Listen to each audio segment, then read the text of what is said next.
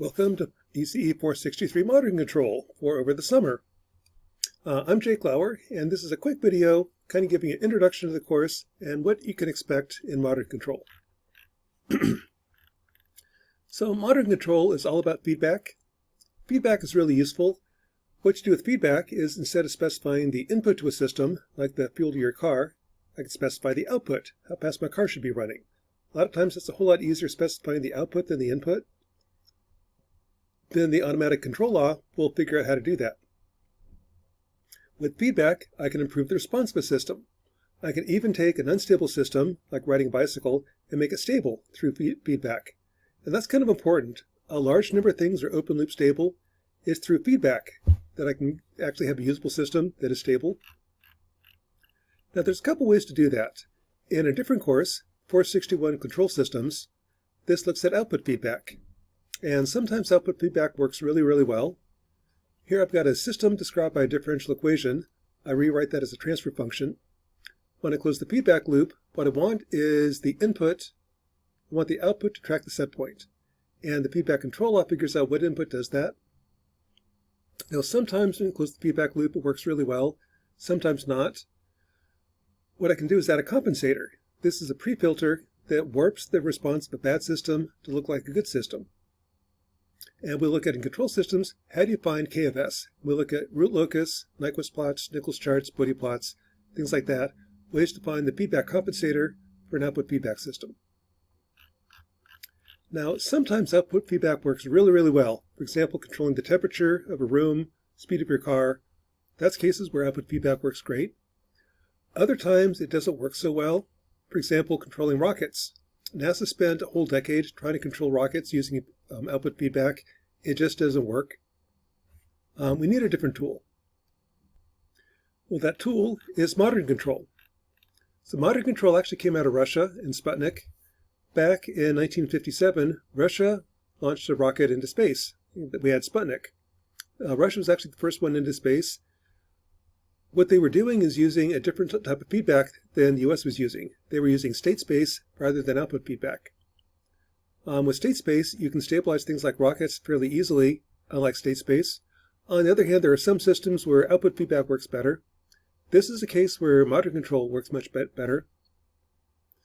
That was a shock to the US when the Russians were the first into space.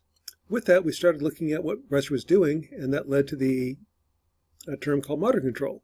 It's new for the US, old hat for Russia. So monitoring control is basically a matrix version, a matrix way to approach feedback control systems. The idea is, given a dynamic system, if I can find the energy states in the system, call that X. If I know the energy in the system, I know the present state. If I can see how the energy is changing, that's your X dot, then I know the dynamics. So in matrix form, I can define the dynamics in this way. My X dot is some matrix A times X plus some matrix B times U. And the output is C times X plus D times U. This is a matrix way to represent dynamics. And with matrices, you've got some nice properties. One is MATLAB. MATLAB is a matrix language. MATLAB works really well in state space. Another advantage is you don't really need to worry about poles and zeros. There is a transfer function. Given the state space model, I can find the transfer function from the input to the output. With that, I have poles, zeros. I can look at negative definite poles, meaning I'm stable, unstable poles, zeros, and so on. I can convert a state space model to a transfer function model, so you can use the techniques from 461 classical controls. I don't have to do that though. With state space, I can use full state feedback. And here the idea, if I have a fourth order system, I have 4 states.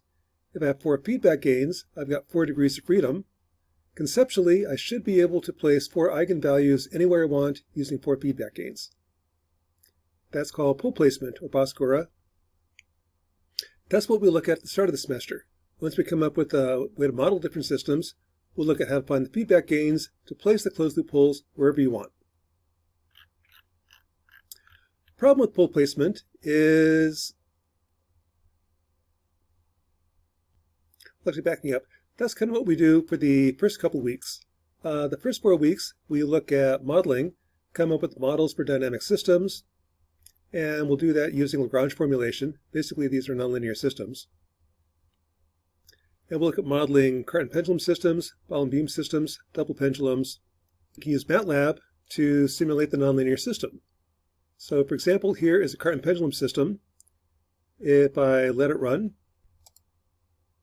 it's going to fall over. That's an unstable system. Or ball and beam system.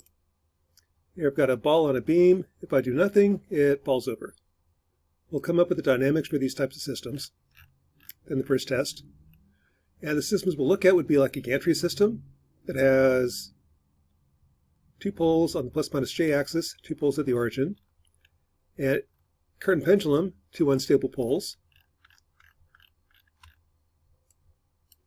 Look at a double pendulum. Pendulum on a pendulum. I've got 2 sets of unstable poles. A ball and beam system, 1 unstable pole, 2 poles on the j-omega axis, 1 stable pole. Come up with those dynamics. The next thing we'll look at is how do you stabilize the system? We'll look at 2 different approaches. One is pole placement.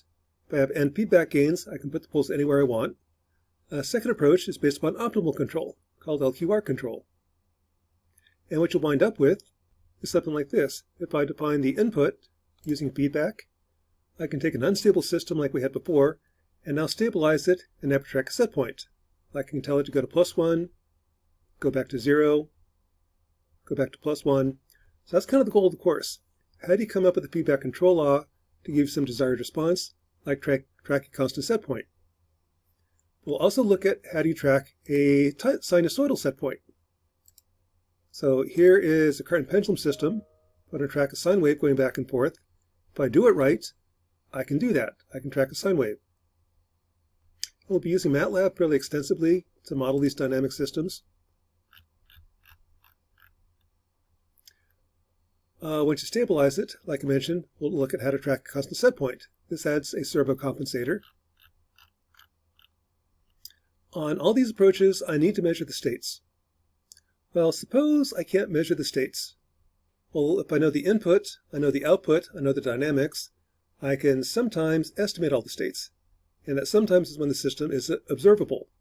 So we'll design full order observers to estimate the states that I can't measure, then using those measurements, stabilize the system. Problem with observers is how do you choose the observer gain, h? And again, there's kind of 2 approaches. One is pole placement that we do at the start of the semester, and then optimal control. Find the optimal h given some assumptions, like input noise, output noise. So that's kind of the course in a nutshell. The website is Bison Academy. Bison Academy is the semi-official website for the ECE department. If I go to Modern Control, that'll take me to Modern Control, and if it's during the semester, it'll take you to that semester. Over the summer, just while spring semester is still running, if you go to spring.htm, that'll take you to, take you to summer.htm, that'll take you to the summer.